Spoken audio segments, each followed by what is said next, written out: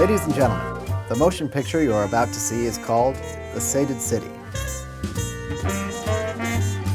My name is Michael Russell, the restaurant critic for the Oregonian. Let's begin our story this way.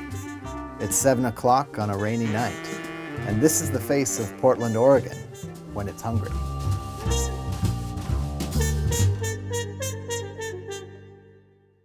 Today's tale is a Portland pizza potboiler. With a passion for dough, sauce, and cheese, these three pizza makers aim to push the classic to new heights. Devin Chase is oven master at Pearl District Pizza and Cocktail Palace Oven and Shaker, one of the busiest restaurants to open last year. Every morning we start our dough with a starter that we actually got from Italy. It's a sourdough starter, which is one of the things that makes our pizza a little bit different and a little more special. One of the signature styles of this pizza is having that nice, bubbly, airy crust on the outside, just leaving that entire inch to develop my crust. You can really feel it start to loosen up at this point.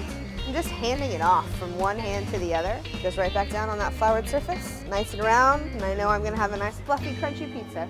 A little bit of tomato sauce. We use a provolone picante, which is an aged provolone, and then we use a hot sopressata salami. You want enough salami on there that it's touching, but not necessarily overlapping. It can be a little bit overkill. Little mozzarella that we make in-house, and every one of our pizzas is finished with a little olive oil around the edge. We use an arbequina.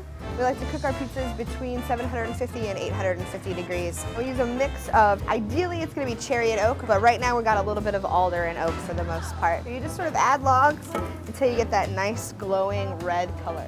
The way that these ovens are set up, they're all domed like this, and that allows for the proper circulation of heat. It all works in a spiral, so it's actually heating from both sides right now and the bottom, and that's what makes it such a quick fire. We should be out of here in less than 2 minutes with the pizza. The trick with this one is we finish it with a bunch of really nice clover honey all around the crust. We want people to lick their fingers when they're done. Sort of a fun spin on a salami pizza. The sweet honey delivers a stunning complement to the savory salami.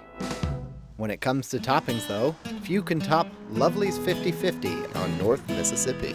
Here, pizza guru Jimmy Albee risks a little pain to use an unusual Oregon ingredient on his delicious pizza. We let our dough sit for 24 hours, ferments overnight. I'm gonna make a Nettle's Pizza, which is one of our favorite pizzas that we do here. This pizza doesn't have tomato sauce, it's one of our white pizzas. So I always start off with a little bit of shredded mozzarella. And then these are stinging nettles, so we can't really touch them. Once we cook them, all the stingers come off, so they're okay to eat. Put a little bit of salt and pepper, a little bit of parm, and some extra virgin olive oil.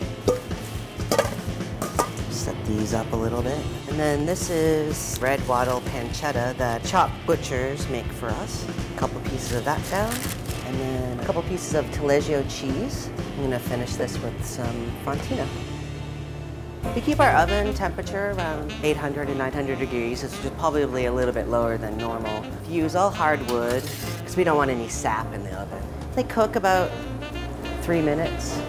So here's our pizza, and here we just brush our crust a little bit. Some extra virgin olive oil just to get the soot and some extra flour off. And that's it.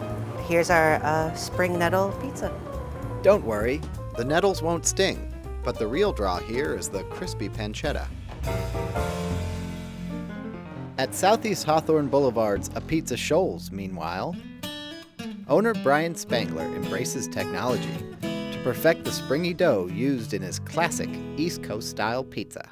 This is called poulish, a Polish style of pre-fermenting flour. The longer you can extend fermentation in bread, the more flavors you're going to develop. Spangler prepares his dough more than 24 hours in advance. It's a precise process, requiring thermometers and scales to ensure consistency.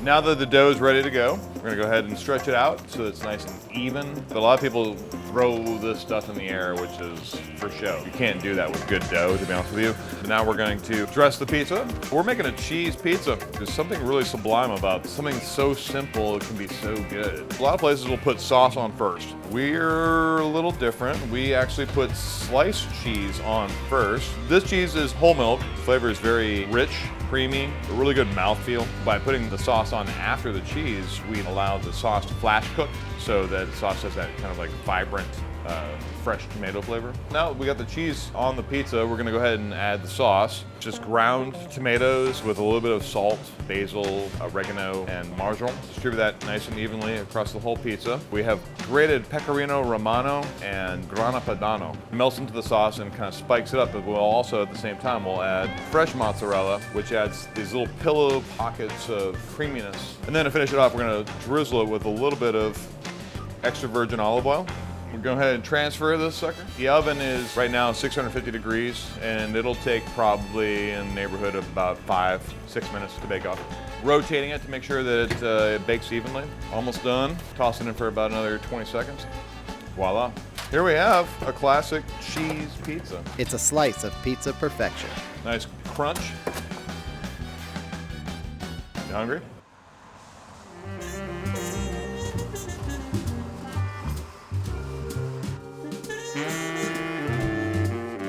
There are 8 million food stories in the sated city.